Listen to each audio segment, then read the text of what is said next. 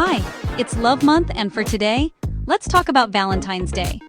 You know the day, February 14th, when stores explode with red, pink, and heart-shaped everything. For some, it's the ultimate romantic celebration: fancy dinners, perfect gifts, and grand gestures. For others, it's a day of pressure, awkward expectations, or just hanging out with your cat.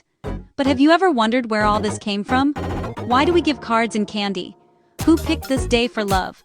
The real story is stranger than you think. Ancient festivals, rebellious priests, and way less glitter. So, let's peel back the layers and take a quick trip back in time. Before greeting cards, before chocolate factories, before even restaurants, we're searching for the weird truth behind the romance. Because the real story of Valentine's Day is wilder than any poem on a card. Ready? Grab a snack, and let's figure this out together. This is not just about roses and poetry.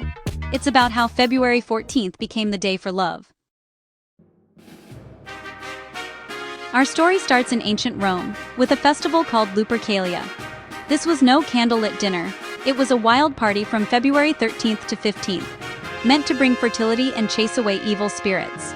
Priests called Luperci would sacrifice a goat and a dog in a sacred cave, then run through the city, slapping women in fields with strips of goat hide. Believe it or not, women welcomed this, thinking it would make them more fertile. Not exactly a box of chocolates, right? There was also a matchmaking lottery. Young women's names in an urn, bachelors drawing names, and couples paired for the festival, sometimes for a whole year. Occasionally, these matches led to real romance and marriage. So, if you squint, you can see the tiniest seed of Valentine's Day in there. But mostly, it was a wild, goat-slapping party. No hearts, no flowers, just ancient rituals and a dash of matchmaking. That's where the story of love in February really begins. But how did we get from this to secret love notes? Let's find out. Enter Valentine, a priest in 3rd century Rome. Emperor Claudius II banned marriage for young men, thinking single guys made better soldiers. Valentine thought this was unfair, so he secretly married couples anyway.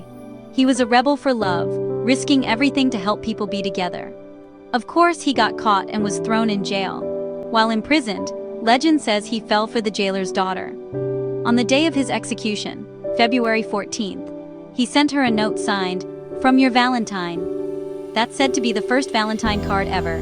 It's a bittersweet story. Secret weddings, forbidden love, and a final message that started a tradition. Valentine became a symbol of love and devotion. And that's how a rebellious priest helped shape the holiday. But the story doesn't end there. Let's see how it all turned into cards and chocolates. Fast forward to the 5th century, the Pope wanted to replace Lupercalia with something more respectable. He declared February 14th as St. Valentine's Day, turning a wild festival into a Christian holiday. For centuries, it was just a religious feast. In the Middle Ages, people believed birds started mating on this day. So poets like Chaucer linked it to romance. Soon, people began writing love notes and poems. By the 1400s, the first Valentine cards appeared. Love notes from prison even. The tradition grew. By the 1700s, friends and lovers exchanged small gifts and handwritten notes. The Industrial Revolution made mass-produced cards possible. In the 1860s, Richard Cadbury sold chocolates in heart-shaped boxes. Marketing genius. Cards and chocolates became the classic combo. Not ancient tradition, just clever business and a love for sweets. And that's how we got the Valentine's Day we know. Today, Valentine's Day is a global phenomenon. Cards, flowers, chocolates, and billions spent every year. In some countries, it's about romance. In others, it's about friendship. Finland and Estonia celebrate Friends Day, giving cards to buddies. In Japan, women give chocolates to men, and a month later, men return the favor on White Day. Some people love the tradition, others think it's too commercial. If you're single, there's Galentine's Day, celebrating friendship on February 13th. The day keeps evolving, and people make their own traditions. So, what does Valentine's Day mean now?